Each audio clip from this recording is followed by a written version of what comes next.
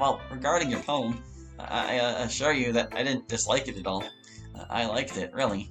I think it could maybe practice with other styles, and so I'm not saying this style is bad. I'm just trying to say that. Yes, yes! I already got it! No need to be so picky! I'm sorry. Whatever! Well, but I would like to ask, what is the motivation for making this poem? Well, I don't know if you ever feel that sometimes people make things too complicated to express an idea. That happens to me with poems. I think you don't need to be so picky with the details and metaphors. After all, that can make it even more confusing for people who don't have experience with this. I think it's not bad to make a simple poem, but one that is understandable for the more inexperienced. I see. You have a point.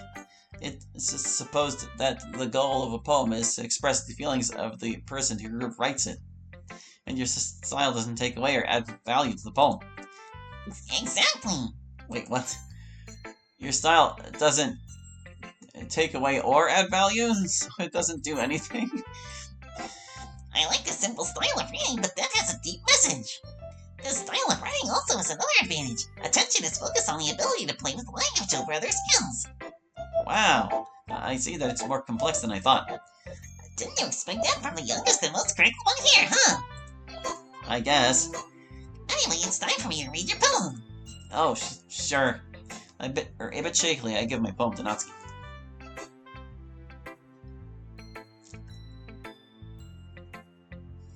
Natsuki seems to frown.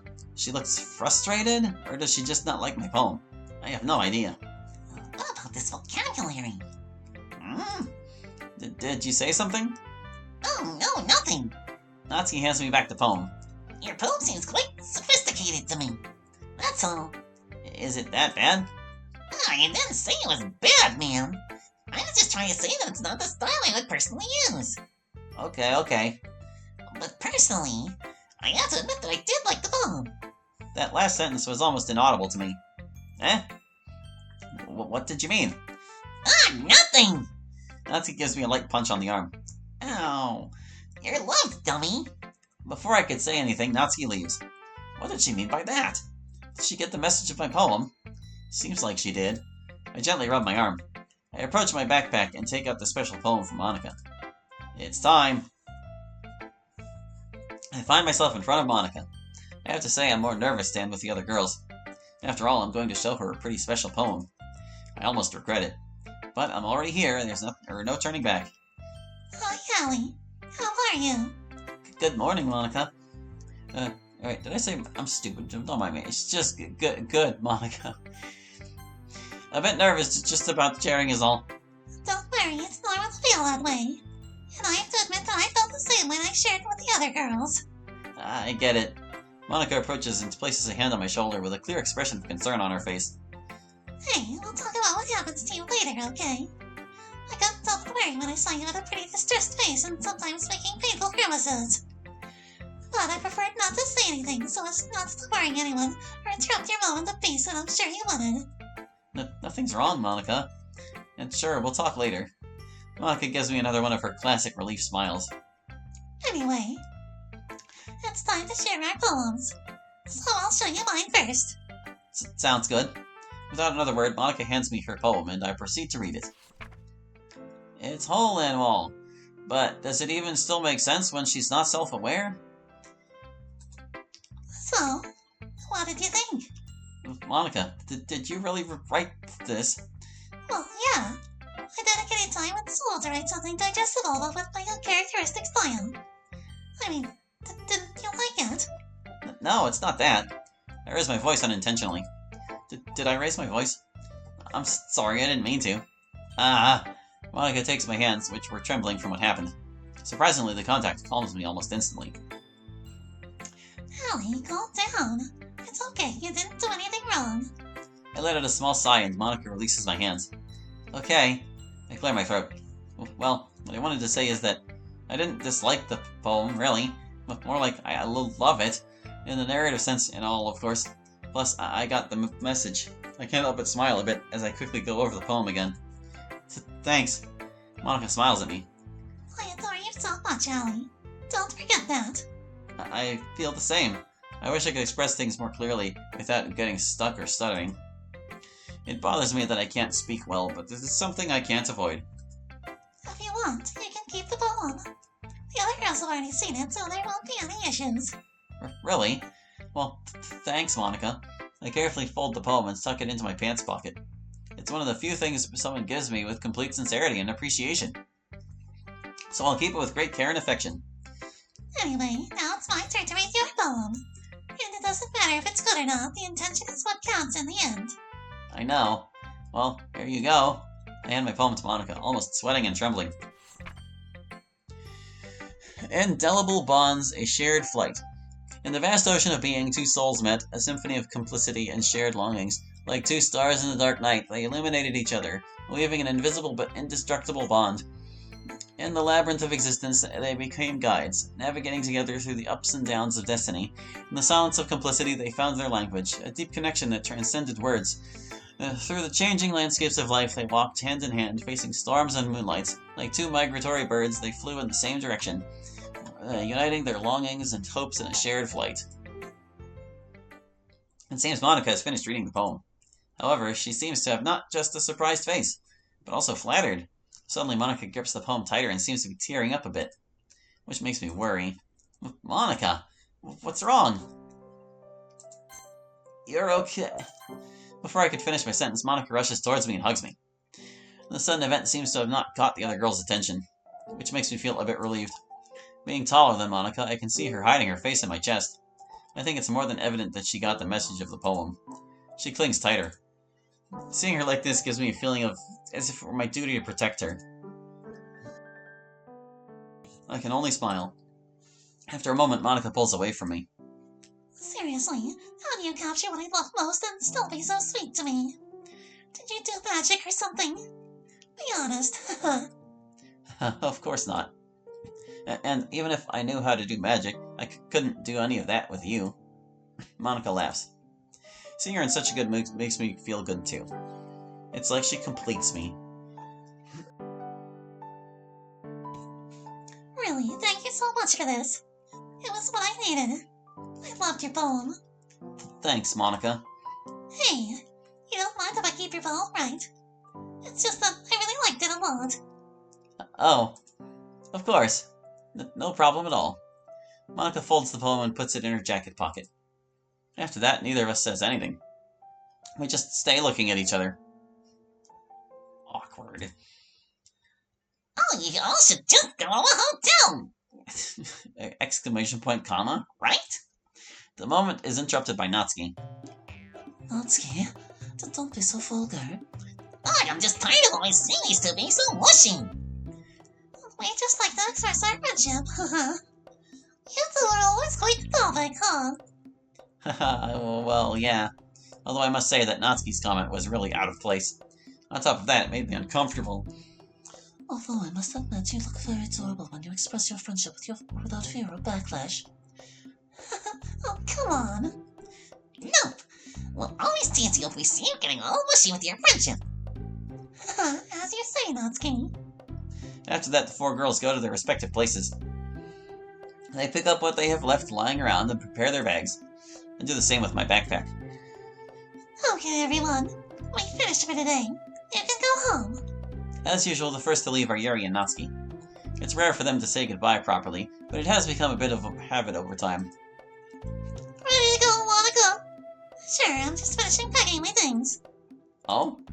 Do you have plans or something? Uh-huh. I'm having a sleepover with Monica. Oh, I see. I promised to see Yuri on Sunday. It's no problem, right? No, of course not. Actually, I hope you have fun. I'm sorry, Holly, I didn't invite you, but it's a special occasion.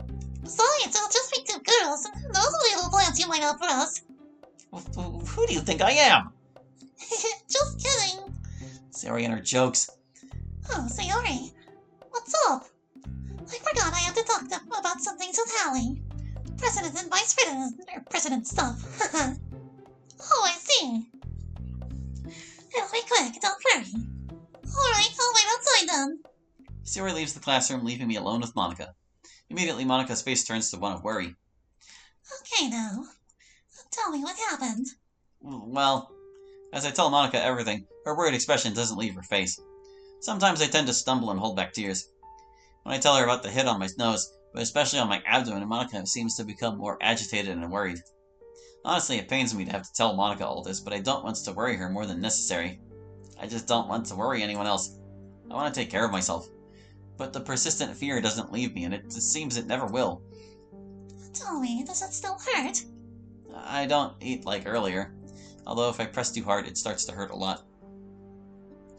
Just let me. Monica approaches and carefully presses the part of my abdomen where I pointed to where I was hit. Does it hurt? A little. I would ask you to show me your injury to see how serious it is, but I guess that would be too much for you, right? I weakly nod my head. Monica only shows me a frustrated face. She probably wants to do something to help me, but doesn't know what. Or is that face more of disappointment? Disappointment towards me for not being able to defend myself. If that's the case, I don't blame her, honestly. I know I was a coward. I couldn't defend myself against what happened. I can't understand. What? Why do they do this kind of thing to you? Especially knowing that you can't defend yourself well. Damn cowards. I mean, that's why they do it. Seeing Monica almost cry out of helplessness makes me feel guilty. I clench my fist. The last thing I wanted was to worry Monica, much less make her cry because of my problems. I'm sorry. I didn't want to provoke this. I know it's my fault for not knowing how to defend myself. I do my best not to break down in front of Monica, especially because I also don't want Sayori to find out what's happening. Monica takes me by the shoulders. Listen to me, Hallie. It doesn't matter how many times I have to tell you. I'll do it anyway and as many times as necessary. It hasn't been your fault. You aren't to blame for there being miserable people who just want to inflict harm on you. It terrifies and frustrates me just thinking about how many times you've been through the same. And you just stay silent out of fear. And I'm not here to judge you for being afraid. I totally understand you. But you can't let this keep going on. Who knows if one day someone goes too far with you and you... Monica doesn't finish her sentence, although I can understand where she wants to go. I don't want to scare Monica more, but I'm so used to these things that I let out a short sigh. I start to tremble. Monica hugs me with all her strength, stroking my hair. I can feel her fear that something else might happen to me and that I'll be lost. Has she gone through something similar? From her attitude and how she talks to me, it seems so. And if that's the case, then I can't let anything happen to me. Not just for Monica, but for the friends I made over these months. And also for my mom, Kozue, and Haishin. I'll try to be as strong for them. Even if it costs me too much, it doesn't matter. Monica separates from me. Really, thanks for this. I needed it. Just promise me nothing bad will happen to you. I promise. Monica seems to be reassured by that message. Seeing her calm also makes me feel calmer. By the way, when you get home, treat that injury as soon as possible. We don't want that to escalate, right? It looks like Monica makes her efforts to always show me a smile even though she's feeling bad inside. I wish I could do the same often, so I wouldn't worry anyone important to me. Yeah, Monica.